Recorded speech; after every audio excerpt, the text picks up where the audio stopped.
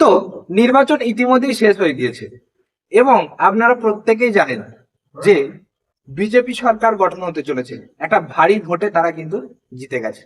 এবার এই আবহে কোটি কোটি মানুষের মনে এখন একটা প্রশ্ন থাকবে যে আমাদের যিনি প্রাক্তন মুখ্যমন্ত্রী ছিলেন, অর্থাৎ মমতা ব্যানার্জি, তিনি যে প্রকল্পগুলো চালু করেছিলেন রাজ্যের মানুষদের উদ্দেশ্যে, যেমন লক্ষ্মীর ভান্ডার, যুব সাথী, হ্যাঁ, আরো অন্যান্য শ্রীগুলো যেগুলো চালু করেছিলেন মোটামুটি প্রকল্পগুলো, সেই প্রকল্পের টাকাগুলো কি পাওয়া যাবে, বা সেই প্রকল্পগুলো কি এখনো চলবে, বা বিজেপি সরকার আসার পরেও কি চলবে, সেইটা নিয়ে কিছু বক্তব্য যদি থাকে। তো সেই বিষয়ে আজকে আমি আপনাদেরকে কিছু সম্ভাব্য বিষয় নিয়ে আলোচনা করব। এই টপিকের মধ্যে কিছু সম্ভাব্য কথা নিয়ে আলোচনা করবো, যেগুলো আপনাদের জানতে হবে, আপনাদের সামনে আলোচনা করবো যেগুলো কি হচ্ছে। এখন সোশ্যাল মিডিয়ায় বিভিন্ন রকম ঘটনা, বিভিন্ন রকম পোস্ট, বিভিন্ন রকম আপনারা আপডেট দেখতে পাবেন।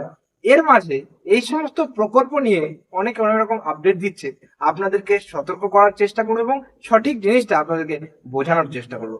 পুরো ভিডিওটা শেষ পর্যন্ত দেখুন, তাহলে পুরো বিষয়টা আপনারা বুঝতে পারবেন। প্রথমেই একটু বিশ্লেষণ করা দরকার যে প্রকল্পগুলো শুরু হয়েছে আমাদের রাজ্যে।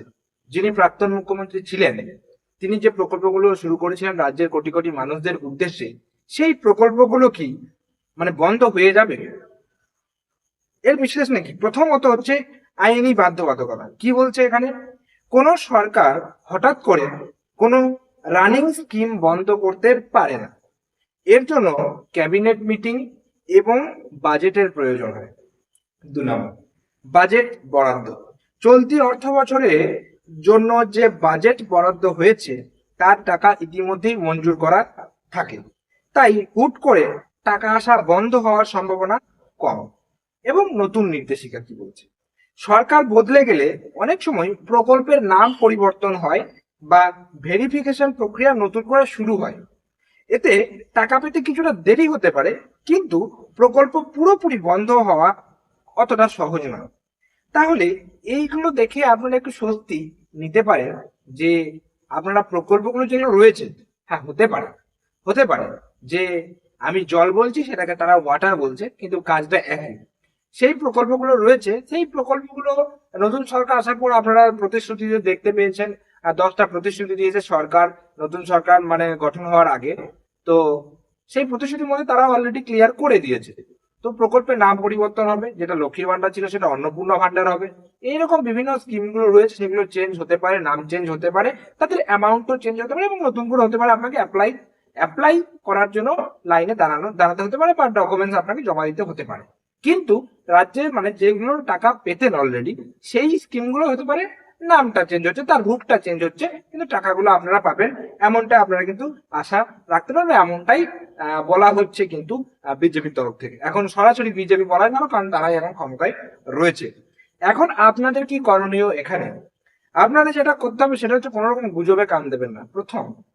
দ্বিতীয়ত, আপনার ব্যাংক অ্যাকাউন্ট এবং আধার লিঙ্ক ঠিক আছে কিনা সেটা যাচাই করতে হবে। যদি স্ট্যাটাস চেক করার অপশন খোলা থাকে, তবে নিয়মিত আপনাকে স্ট্যাটাস চেক করতে হবে, অ্যাপ্লিকেশন আইডি আছে কিনা সেটা দেখে নিতে হবে। মানে যে স্কিমে আপনারা অ্যাপ্লাই করেছিলেন সেই সব স্কিমের যখন টাকা ঢোকার সময় হবে তার আগে আপনারা স্ট্যাটাস চেক করে দেখে নিতে পারেন যে কি দেখাচ্ছে সেই স্কিমগুলোতে। তো এইটা হচ্ছে ব্যাপার। তো এখানে এই বিষয়গুলো আপনাকে ভালো করে জানতে হবে, যেহেতু এই সমস্ত প্রকল্পগুলো আহ মোটামুটি আপনার ওই জনসেবামূলক প্রকল্প, তাই এই প্রকল্পগুলো সহজে বন্ধ হবে এমনটা কিন্তু আপনি ভাববেন না। মানে বন্ধ হবে না বলতে গেলে কি, আপনারা এটা বুঝতে পারেন যে প্রাক্তন মুখ্যমন্ত্রী যিনি ছিলেন, মমতা সরকার যে প্রকল্পগুলো চালু করেছিলেন সেইগুলো বন্ধ হচ্ছে, বিজেপি সরকার নতুন করে সেই একই রকম প্রকল্প চালু করেছে, কিন্তু নাম চেঞ্জ হচ্ছে এবং টাকার পরিমাণটাও বেড়ে যাচ্ছে, যেটা বিজেপির তরফ থেকে জানানো হয়েছে। তাই এখন একদম নিশ্চিন্ত হয়ে যান এবং খুশি মনে থাকুন। 9 তারিখে নতুন মুখ্যমন্ত্রী আপনারা দেখতে পারবেন রাজ্যে, এবং তারপরে কিরকম কি কাজ হয় সেটা তো আপনারাই ফল পাবেন, তাই না? স্বাভাবিক ব্যাপার।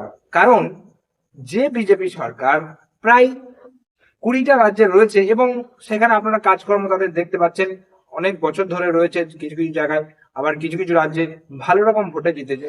তো অতগুলো রাজ্যে টিকে আছে, এই রাজ্যে এসেছে, কাজ আপনারা আশা করি দেখতে পাবেন, এমনটাই বেশিরভাগ মানুষই আশা করছে। সেই কারণে কিন্তু এতগুলো সিটে সরকার গঠন হচ্ছে এবং এতগুলো সিটে জয়লাভ করেছে। এটা কিন্তু খুব একটা কম সিট নয়, মানে বলা যাবে না যে একদম হাড্ডাহাড্ডি লড়াই, প্রখর ভাবে জিতলো। মানে সাধারণ মানুষ আর কি বেশিরভাগ সবাই বলছিল 50-50 চান, কিন্তু সেই সরকার একদম হ্যাট্রিক, মোদী সরকারের কথাটাই মেরে গেল।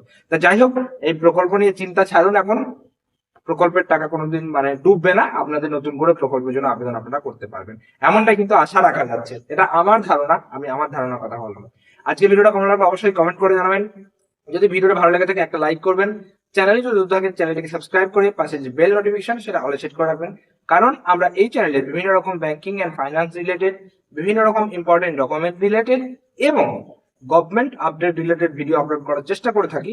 তার জন্য আমরা আমাদের চ্যানেলে এই যে তিনটে আপনাদেরকে বললাম, এই তিনটের প্লে লিস্ট আপনারা দেখতে পেয়ে যাবেন। এই প্লে লিস্টে আমাদের সেই ক্যাটাগরি বা সেই জাতীয় ভিডিওগুলো আপনারা দেখতে পেয়ে যাবেন। তো দেখা হচ্ছে পরে কোনো ভিডিওতে, ততক্ষণ পর্যন্ত প্রত্যেকে সুস্থ থাকুন, ভালো থাকুন, টাটা এবং ধন্যবাদ সকলকে।